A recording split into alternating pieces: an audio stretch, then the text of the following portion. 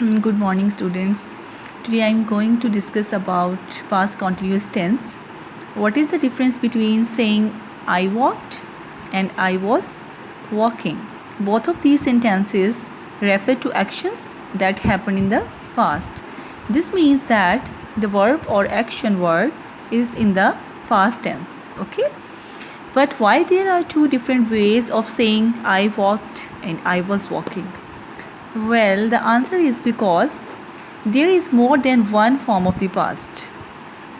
One form of the past tense, I walked, is written in simple past tense. Okay, where you show an event happened in the past by typically adding ed in the end of the verb. But I was walking is a special form of past tense called the past continuous tense or past progressive tense that uses a helping verb and a present participle. This is the helping verb and this is the present participle. What is present participle? We use the first form of the verb plus ing. Okay, let's see the definition. What is past continuous? What is the identification of past continuous tense? This tense is used to mention an ongoing action of the past. It expresses past actions having an ongoing nature, so the action that continued for some time in past are expressed in past progressive tense. Okay, let's see the structure of the sentence. To make the positive sentence, the formula or the structure is, first of all, we will write subject plus auxiliary verb plus main verb plus object.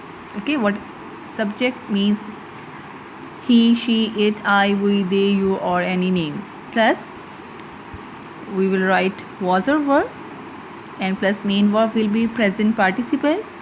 Mean we will use the first form of verb plus ing and plus object. Okay, there are some examples. This is the subject he was waiting for you. He was driving his car and you were writing a letter. Okay, here in these examples, he is the subject, was is an auxiliary verb, waiting is a main verb, or you can say present participle. Okay, this is the main verb, or you can call it present participle. This is the present participle. So, and you in the last we will use the object. In the same way, he, subject, auxiliary verb, main verb, and object. Okay, now move to the structure of negative sentence. What is the formula or structure of the negative sentence? First of all, we will write the subject, then auxiliary verb, plus we will add not, plus main verb, and plus object. Okay, subject, auxiliary verb means was or were, we will choose plus not, and plus the same present participle mean with the verb, with the first form of verb we will add ing and then object. Okay, there are some examples of negative sentences. He was not waiting for you. Okay, we just add not between auxiliary verb and between the main idea. We just add the not. The second example is I was not sleeping. Okay, and they were not shouting. This is same like the positive sentences, but there is the addition of not between the auxiliary and main verb. But in these sentences we will use, in the question sentences we will use first auxiliary verb then subject. We will change the position of these two. Okay, and then main verb and then object. For example, first we will write was verb, then we will write the subject, then present participle mean verb, first form of verb plus ing, and then object. Examples: was he coming to his home. How we know that we have to write was or were? Okay, I will tell you later after these examples. Okay, was he, was is an auxiliary verb, he is subject, you can see here the formula, then main verb, and then the object. Was she singing a song? And in the end put a question mark. Were they going to their college? Okay, in the end I want to tell you some important points.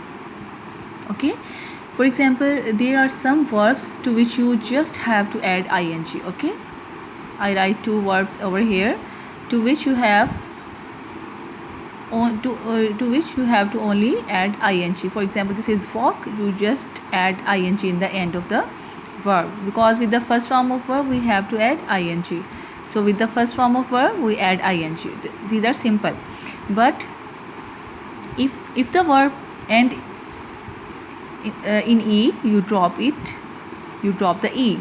Okay, for example, if we use the verb save in the past continuous tense, we will to make it present participle we have to cut the e, or we have to drop the e, and then we will add ing.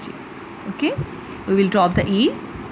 If the last letter will be e, we will drop it. In this same way, have, we will drop the e and add ing. And there are some more examples. For example, if the verb ends with a single consonant after the vowel. Okay, what is the vowel? This u, a, e, I, o, u. So if the verb ends with a single consonant after the vowel, you double it as you double it. Okay, we will double because this is a vowel.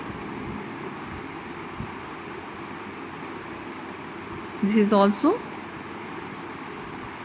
So we will double the letter, double the last letter. Run, running. We will add again n and ing.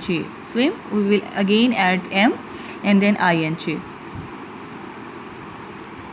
Okay, these were the important points.